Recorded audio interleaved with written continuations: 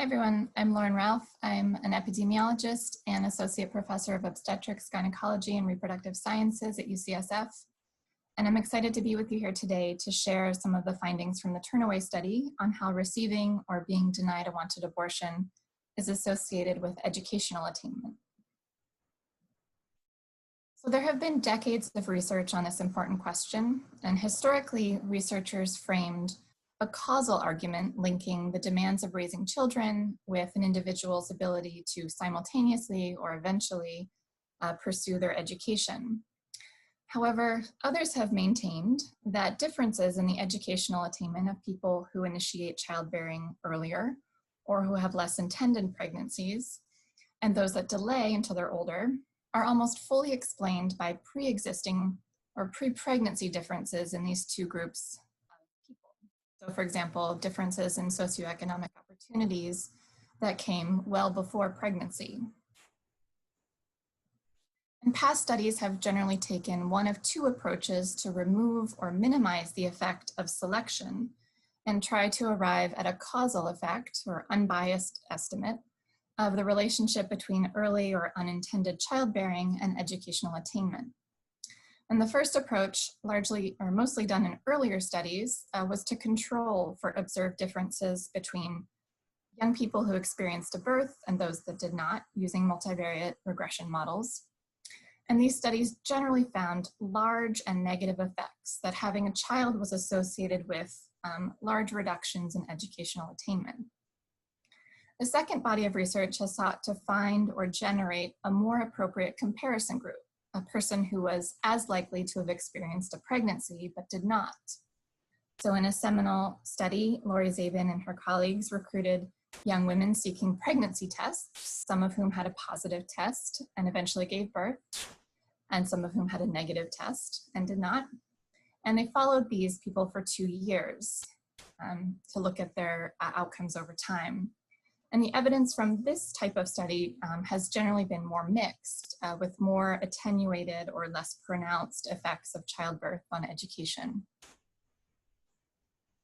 So despite this large and often really innovative body of research, the results to date still face some limitations and call for additional research. So most notably, past studies have largely looked at young people and assumed that all births to young people are unintended. However, we know that approximately 1/4 of adolescents aged 15 to 19 describe their pregnancies as intended. And in addition, the focus on childbearing during adolescence offers minimal evidence for individuals beyond their teenage years who also experience unintended pregnancy and frequently cite concerns that having a baby will interfere with school, career, or other socioeconomic goals when discussing their reasons for choosing abortion. A third limitation of past research is that it uses data collected prior to 1990, when norms around education were quite different and educational options in general, and especially for pregnant and parenting people, were almost non-existent. So the effect of an early or unintended birth may be very different in today's context. And finally, we know that people who choose to have an abortion in the context of an unintended pregnancy are different than those who never had an unintended pregnancy or those who choose to carry to term, and in ways that relate to their educational aspirations, opportunities, and experiences. So the Turnaway study is probably the strongest and most uniquely positioned to overcome some of these limitations. It presents a unique opportunity to examine if and how educational outcomes differ between groups of people who are largely similar, except one group received the abortion that they had sought and the other did not. So our research aim in this analysis was among those enrolled in school at the time they sought abortion care. What is the effect of being denied a wanted abortion on educational attainment? Specifically, they're graduating from school or leaving school over 5 years. Now this flow chart should look familiar and similar to what you've seen in prior lectures from the study. The Turnaway study enrolled over 950 individuals seeking abortions at 30 facilities across the US. About 1/4 of those individuals were enrolled in school at the time, and these people represent the focus of the current analysis.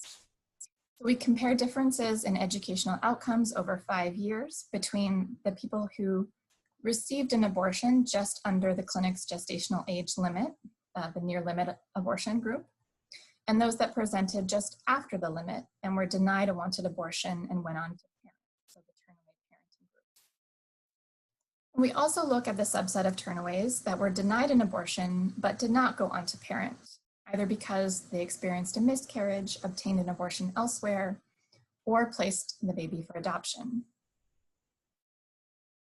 So our analyses included looking for any baseline differences between these study groups and potential confounders, and then using discrete time survival analysis models, which allowed us to examine not only whether or not participants experienced an educational event, but also how long it took them to do so. And in these models, participants would stay in the analysis until they experienced an educational event, so they report a graduation or dropping out or leaving school, or they're lost to follow-up, or they complete all 11 interviews of the study. So at the baseline interview, which was conducted about 1 week after participants sought their abortion, there were no differences in school enrollment between people in the near limit abortion group, the blue bar, and the Turnaway parenting group, the darker green bar. However, non-parenting turnaways in lighter green looked slightly different, so they were more likely to be enrolled in school at the time they sought an abortion. There were also differences in the types of degrees being sought at baseline by study group. So parenting turnaways were more likely to be seeking a high school diploma or a GED, the blue bar, than the near limit abortion group. And non-parenting turnaways were more likely than other groups to be seeking a 4-year college degree, so the purple bars, than the other 2 study groups. So these baseline differences in education and progress suggest that it will take less time for the parenting turnaways to graduate, since they are seeking a less time-intensive degree. And conversely, near limits and non-parenting turnaways will take longer to graduate, because they are generally seeking degrees that have a longer time to complete. So we wanted to think, was there anything else in our data that might explain why we see these differences at baseline in the types of degrees by study group? And one clear answer is age. So parenting turnaways are younger on average than near limits, and the non-parenting turnaways are slightly older on average. But on most other respects, these study groups were quite similar at baseline.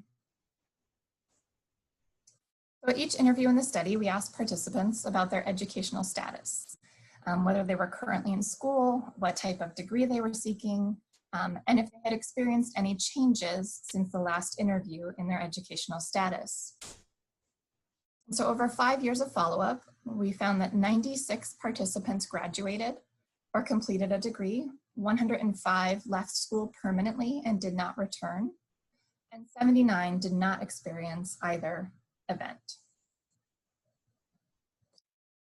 So in adjusted survival models, the rate of graduation increased over time. So it was largest in years 4 to 5 as compared to 6 months after seeking an abortion.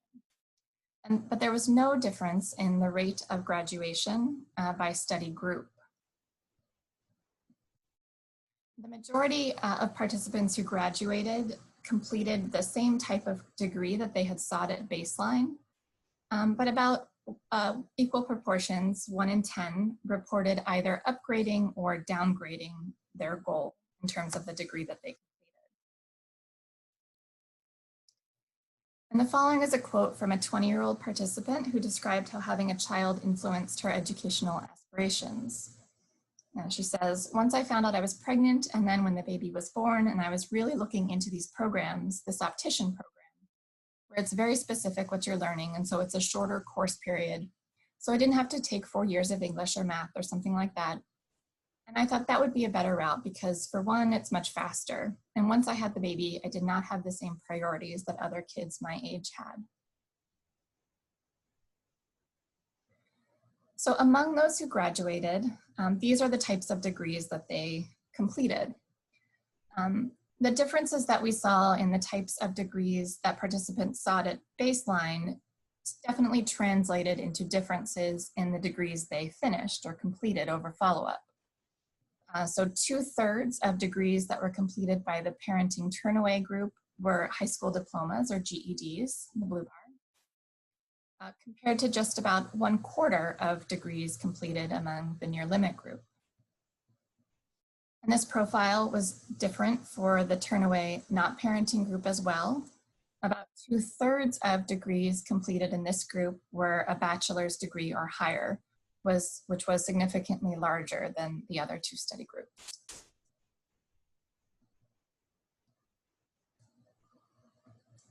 So our second outcome was dropping out of school or leaving school. And we found that participants were most likely to do so early on in follow-up, so at the 6-month interview. And similar to the graduation analysis, there were no differences in the hazard or rate of dropping out by study group. One thing that stood out as we did this analysis was how people's educational trajectories were very nonlinear.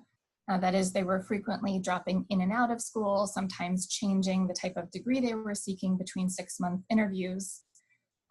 And so I wanted to highlight 2 of the educational trajectories of study participants that are sort of emblematic of this heterogeneity or complexity in their trajectories. So the first is for a 16-year-old who was in the Turnaway group. She went on to parent. She was in high school and seeking a high school diploma for the first 4 interviews, but by interview 5, described her education as a technical certificate from a night school. She goes back and forth between the high school diploma and this technical program for about 2 years, but never reports completing a new degree. And she's not in school for the last 1.5 years of the study. The second is from a 20-year-old who received a near limit abortion. She describes her highest level of education obtained at baseline as some college. At 1 week, the first interview, she was seeking an associate's degree. She drops out of this program by year 1, then returns shortly thereafter, but seeking a different degree, which she describes as the prereqs for an LVN, a licensed vocational nurse program. And then she graduates by 2.5 years after follow-up and does not return to school.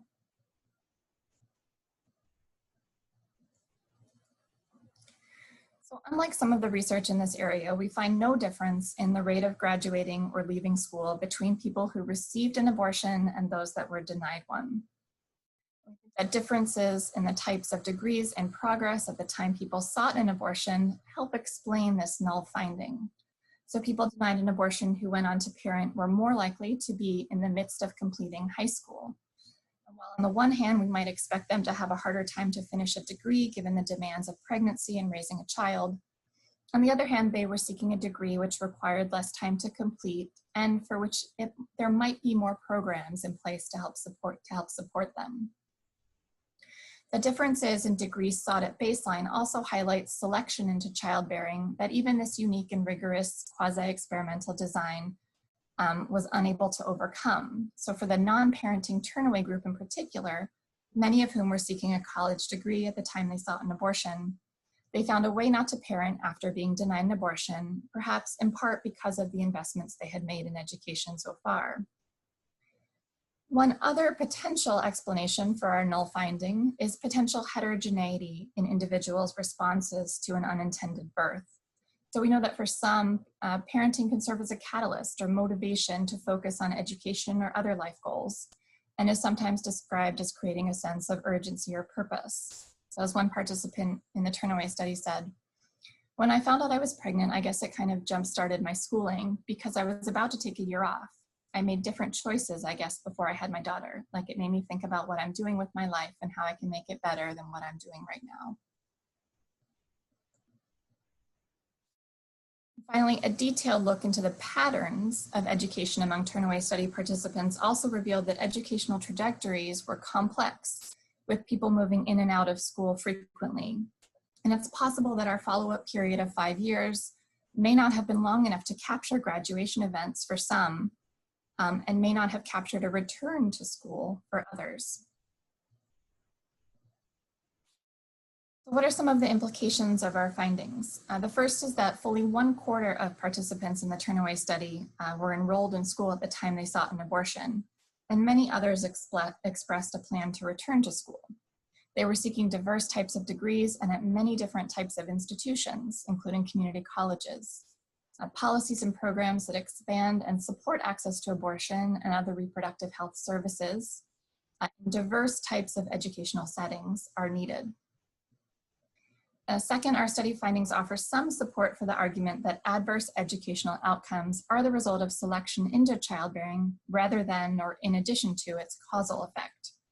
And this suggests that policies and programs that aim to cultivate or ensure educational and more broadly socioeconomic opportunities early in adolescence are likely to serve as the largest buffer against experiencing adverse socioeconomic consequences as a result of an unintended pregnancy. And these types of programs could have a positive and independent effect on educational attainment for young people in the US, irrespective of if and when they decide to parent. For more information about this analysis, please see our 2019 paper in Women's Health Issues, or feel free to email me at lauren.ralph@ucsf.edu. As a final note, I wanted to say that education is one of only several socioeconomic outcomes we explored in the Turnaway study. My colleagues, Dr. Diana Foster, Dr. Sarah Miller, and Dr. Ushma Upadhyay have papers and lectures in this series focused on other outcomes that together help paint a full picture of the socioeconomic consequences of being denied an abortion. Thank you.